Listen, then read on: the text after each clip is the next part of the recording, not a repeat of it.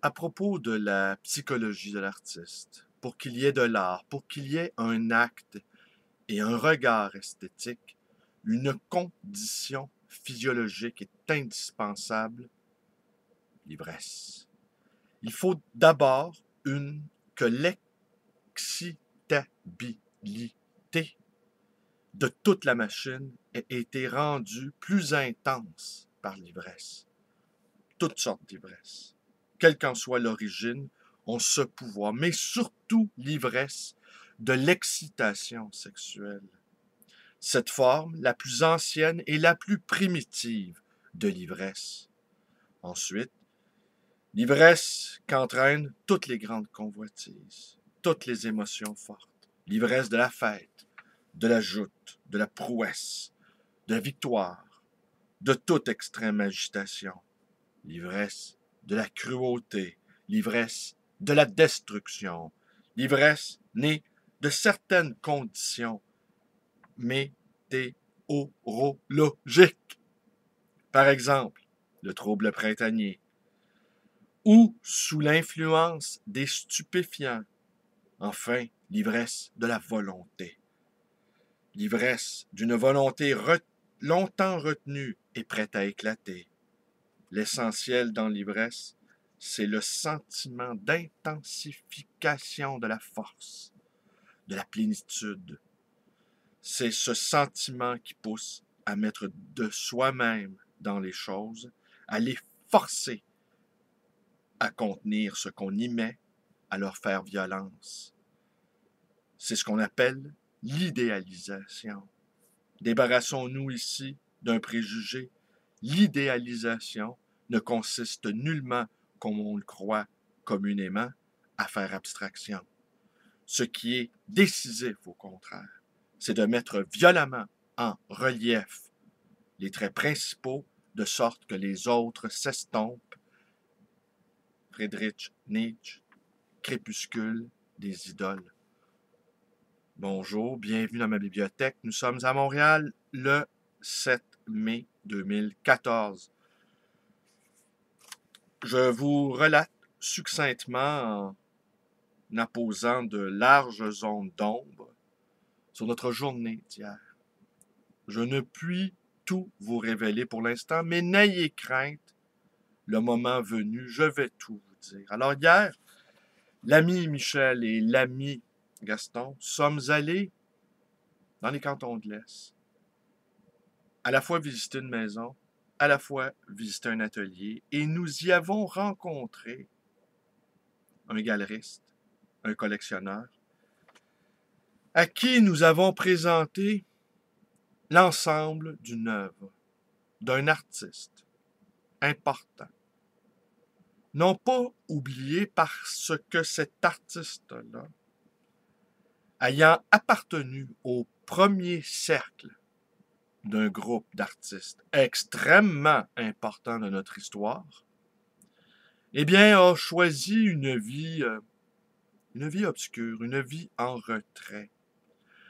Il est possible que les géants qui l'ont entouré lui aient porté ombrage. Il est possible également que cet artiste, fort doué dans sa volonté d'être lui-même, n'a pas voulu l'ombre portée de ces géants sur son travail.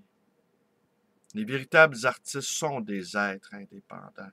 Il est possible également qu'il n'ait pas voulu se compromettre dans toutes les accointances mondaines qui, pour bien des artistes également, tient lieu de véritable travail.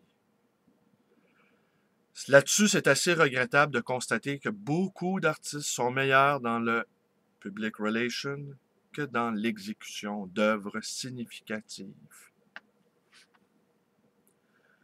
Mais ce collectionneur galeriste est un homme qui a passé sa vie à collectionner et qui est sur le point, c'est en cours, d'offrir à une institution muséale d'importance l'ensemble de sa collection.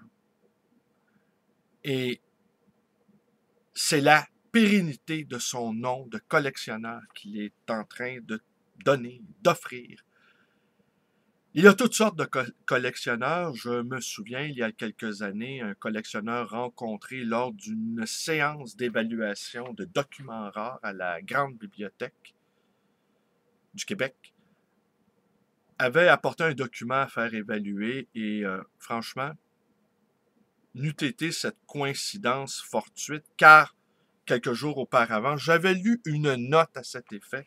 Je n'aurais jamais su que l'ouvrage qu'il nous avait présenté était un faux du surréaliste belge Louis Schutner qui avait fabriqué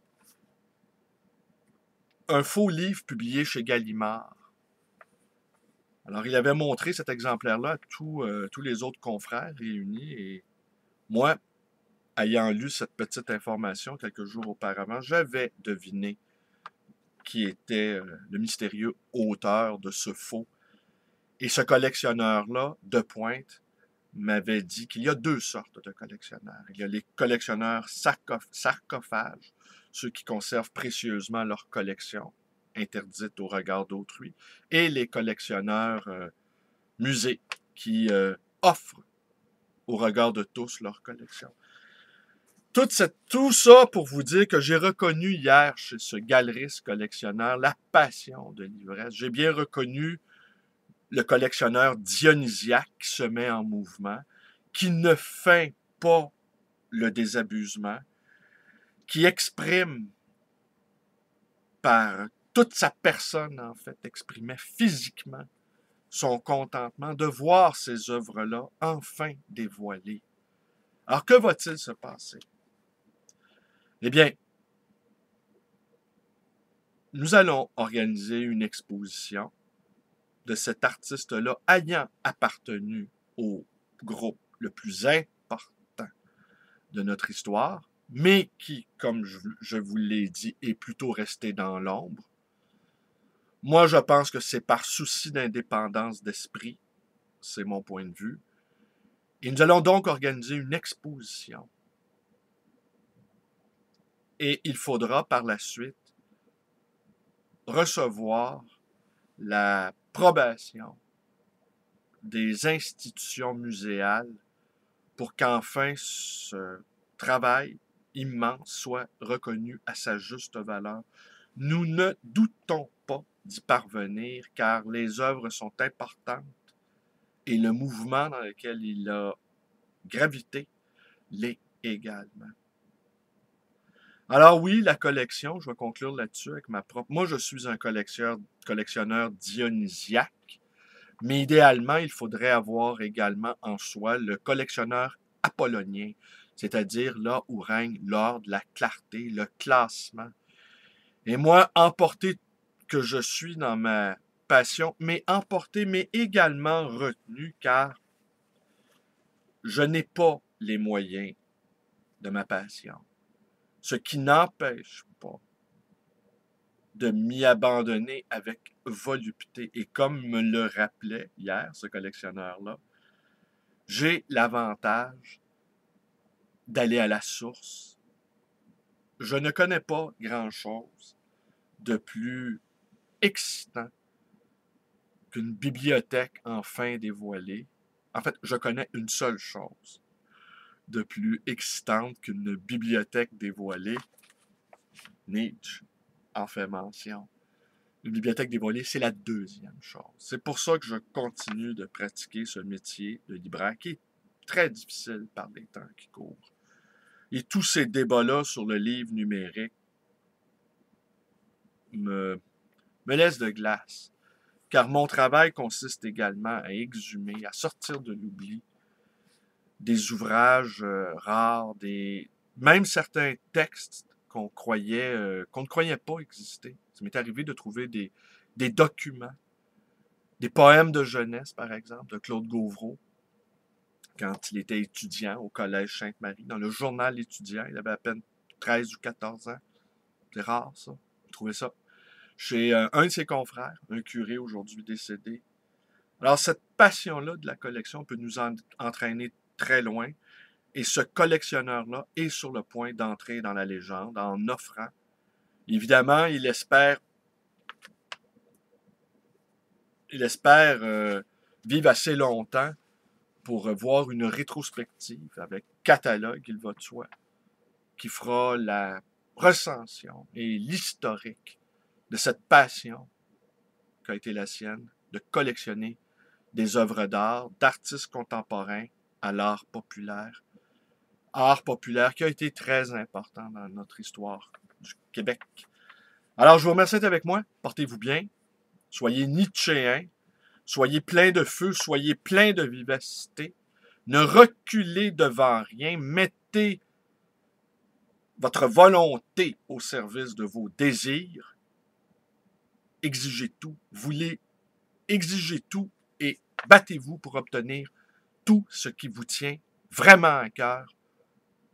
Nous en sommes là.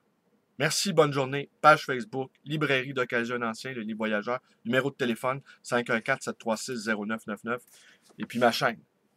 Alors, quand on sera suffisamment avancé pour vous donner des nouvelles sur cette exposition, qui selon moi devrait se tenir avant la fin de l'année 2014, eh bien, n'ayez crainte, vous serez au parfum.